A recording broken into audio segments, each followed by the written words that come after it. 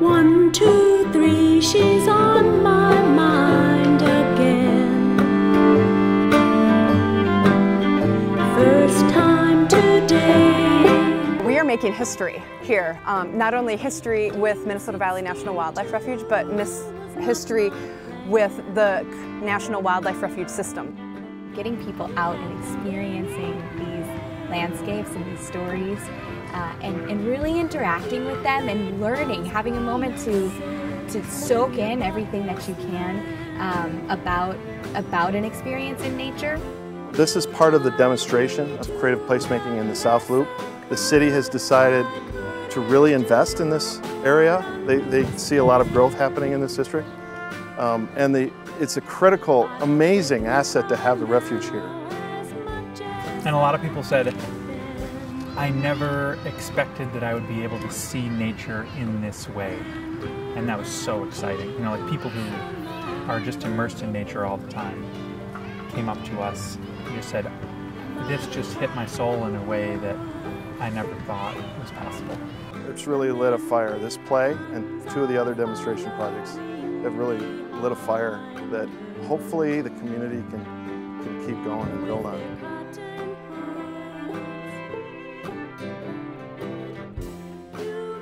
Just the fact that it happens, you know, in the space that we're talking about is very demonstrative for our audience and for us as performers.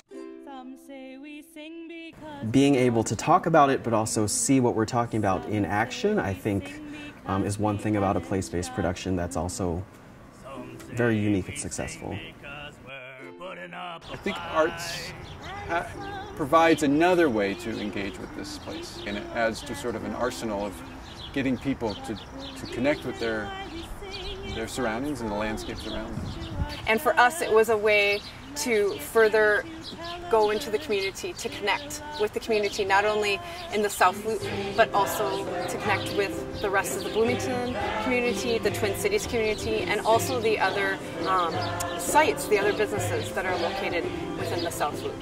So there's this kind of really beautiful interplay between the past, present, and future when you're actually interacting with the landscape and you're telling the stories of the place. I've never worked with such a diverse cast before, especially of ages. Like, whoa! I've never worked with a toddler before, ever. So that was something. That was really something. It was fun.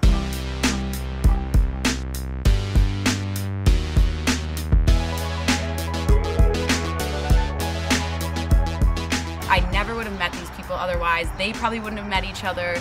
That was incredible.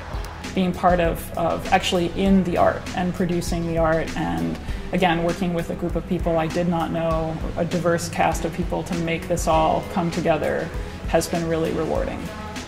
People who may not have any theatrical background, any performance experience, come out and be a part of this. That was my favorite part, is seeing all these different people who have different connections to this place come together and get to do something they've never done before.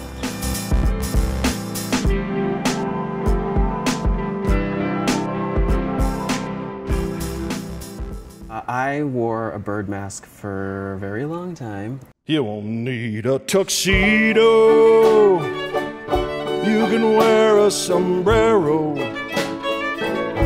I generate a lot of heat, and this glue was melting right on top of my head. I keep wanting to flap all the time. We were, having a hard time not bonking each other, or even yourself. You might be able to see this indentation that I have on my forehead. It makes you feel want to be a boy. They have flappy wings. People look at me and it's like a whole new respect. There were a few times when I was like, oh, I would give anything if I could just pull my arm out of this wing and scratch my nose. The dance and the costume just like explosion of awesomeness. I really liked putting on my mask and just pretending to be a loon and getting to dress up.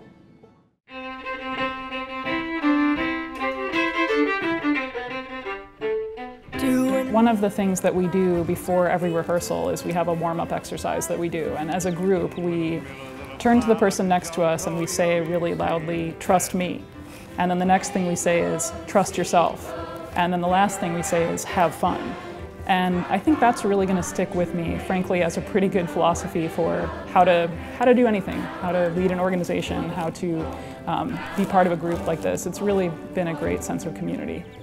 The play After the Birds Taught Me to Fly is just the jumping off point, the starting point for us to be able to be a community asset for the city of Bloomington, for the Twin Cities, to be able to provide a different venue that would typically be held indoors. Why not hold it outdoors? You don't need a formula for making art, and you don't need a formula for making community. Their goal is that everyone feels like they had their time with this.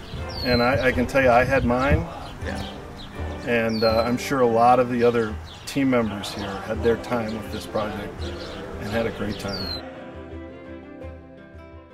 Two in the middle gonna fly like a monarch. Two in the middle gonna fly like a fly. Two in the middle gonna fly like a honeybee.